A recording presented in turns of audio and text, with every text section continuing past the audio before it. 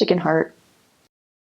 One time we clapped at a guy's door and all we got time to say was, "Hi, we're from the Church of Jesus Christ." And he just started this rant at us like, "I don't want anything with you evangelicals." And at first we tried to but we're not evangelicals. And he's like, "Oh, you always come to my door and this and this and this." And he starts confessing things to us because he was basically, I guess he used to be some sort of minister in another church.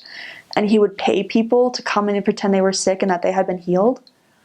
And he's like, "I know, it's all a sham and this and this." And we're like, but we don't do that in our church. And finally we're like, "Well, can we give you this pass on card?" "I don't want anything from you. I would use stronger language if you weren't women. Now get out of here." And we're like, "Okay, have a nice night." And we just walked away and started laughing because sometimes that's all you can do in that situation. Being able to go to the temple when you're on your mission, because there's a lot of things in the temple. I mean, obviously they relate to all parts of life. But especially when you're on your mission, everything seems to come back to missionary work. And so in the temple, you kind of renew that sense that you are a messenger, you are sent from God, you are representing Him. And I was lucky enough to be able to go twice while I was on my mission and one time before I went home. And each time it was just, especially that last time, it was a very sacred experience, kind of preparing myself to re-enter the real world. I was really nervous, but being in the temple, that was a very sacred experience, I think, being able to be there before going back home. My first area, we went to get food once. There's a lot of takeout places or restaurants where you can go and relatively cheap. And so we'd gotten money for lunch. The sister wasn't able to be there to actually feed us, and so she gave us money to go buy food. And we went, and they have a dish which is called bife a carvalho, which means beef a la horse. And I remember that was one of the options, and my companion was like, "Oh, it's so good." And I looked at it, and I looked at her, and I'm like, carvalho? Horse? What? And she had to explain. She's like, "It's not horse meat. It's just what they call it." I'm like, "But why?" And she's like, "I don't know why they call it that. It's a strip of beef with a fried egg on top. I don't know why that's a horse, but it is apparently. Not literally, but that's what they call it." It's one I'm still learning, but I think throughout my entire mission, I had to learn to be satisfied with my work. Because as a missionary, I feel especially in Brazil, because you kind of go and especially with my first mission president, it kind of had a very military feel to it. Almost you go and you follow the rules and you'll be blessed. But that doesn't always happen, or it doesn't always happen in the way you expect. And so then you start to think well, I'm not having baptism, so what am I doing wrong? And you try to examine everything, and you're like, "Oh, well, I woke up at 30 seconds after 6:30, or I fell asleep while I was at my morning prayer, or we had a lunch appointment that lasted more than an hour. We're sinning. It's terrible. This is what we need to be more obedient." And you it's really easy to get down on yourself. And at least for me personally, very easy to just just start to nitpick at everything. It's hard to be satisfied because you just, like I said, you could just nitpick, and it's easy to say, "Oh, I didn't do well because of that and because of that, and I'm not having baptisms because of this." But learning to apply the atonement, and yes, you can always do better, but it doesn't always happen. And that's why we're here, I think, is just that's a big thing for me, is learning how to apply the atonement. And I had it down on my mission, and then I kind of lost it, and now I'm getting it back. Because just, applying it on the mission, you have to apply it differently in each circumstance, I feel like.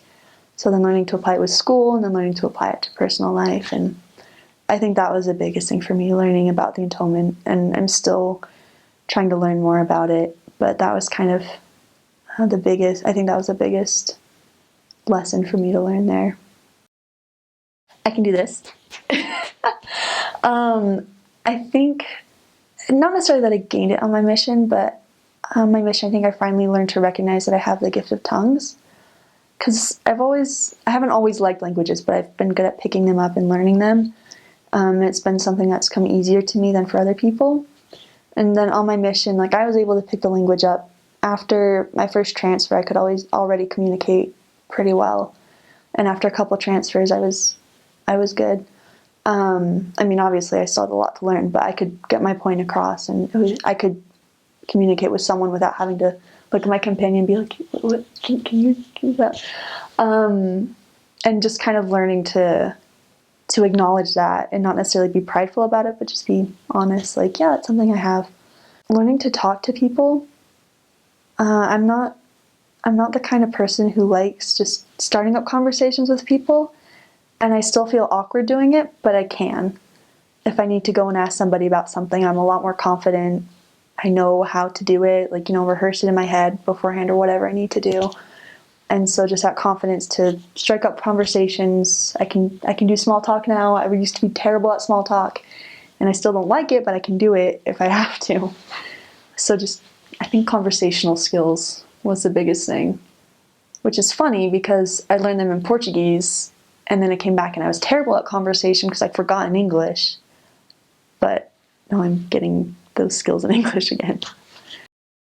So they have these things in Brazil called temporal, which it's just this storm. It just appears out of nowhere. And we're talking rain, thunder, lightning, hail.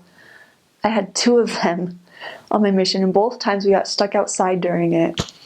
And both times we had one umbrella between the 2 of us.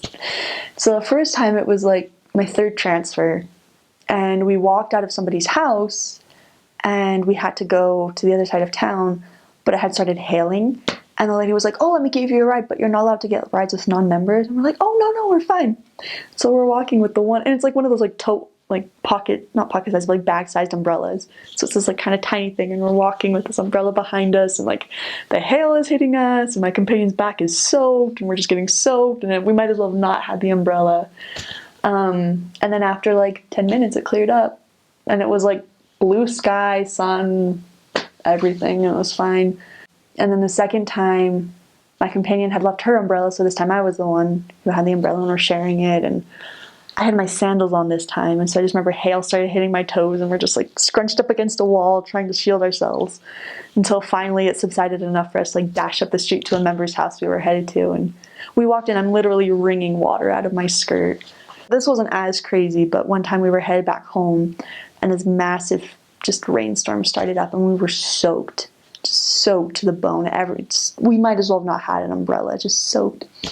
And my skirt was elastic, and it started slipping on the way back. So my companion's walking behind me with her umbrella, and she finally just kind of pulls my skirt up and just walks behind me really tight until I can get back. And again, just wringing water out of our clothes.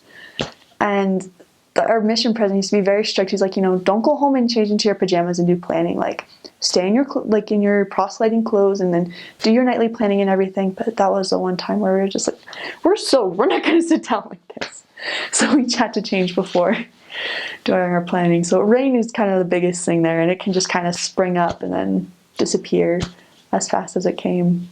But it's fun. It's all fun. Throughout my mission, I used to write home to my mom, and I'm like, "Oh, I should have prepared more." And she'd be like, "I don't know what you could have done to prepare more. Like, you went to seminary, you did religion classes. Like, I wasn't able to take one of the mission prep classes through BYU. I don't know if that would have made much of a difference or not. On the mission, I was like, "Oh, I should have done that. Like, it would have helped me so much." But now I'm like, I don't know if it would have helped that much, because I feel like you get there and it's just kind of, you have to adapt. Each mission is different, so no matter what you learn, you always have to change it. Maybe physically, because on our mission we walked. You walk everywhere. You almost never take public transportation. I mean, you do every now and then, but you need that money for food too. So we would just walk everywhere. And at first, I would sometimes have trouble keeping up with my companion, just because it's just hills and up and down, and you're just walking for I don't even know how long, hours you're just walking. So maybe more physical preparation. Although I feel like walking around campus, it kind of gave me some practice, and so it wasn't as big of a deal as it might have been if I'd gone straight like from home to the mission. Spiritually, I think it would have been good if I had studied Preach My Gospel more beforehand, just to have a better idea of what was in it, because like I didn't even touch it until I was practically in the MTC. So if I had studied a bit more, but again, I feel like I don't know that there's much that can prepare you, because a mission, like, you can do things to prepare, but I feel like no matter what, like, you get there and you're going to have to adjust, and you learn and you change, and you change study patterns, learn how to study, and just, yeah, it's just kind of I don't know. I honestly don't know if there's really much that can be done to prepare besides just reading your scriptures, getting familiar with preaching my gospel, and just praying for help and just praying to know what you need to do.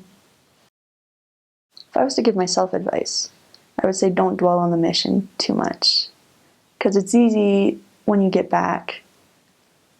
I feel like on the mission, I had a lot of experiences, I had a lot of good experiences and a lot of bad, but because it's so much just go, go, go every day, you don't really have time to emotionally, mentally process everything you're feeling and everything that's happening. And so sometimes after the mission, that kind of comes out and your brain starts kind of remembering things and like, okay, well, let's process this now, like a year and a half after it's happened.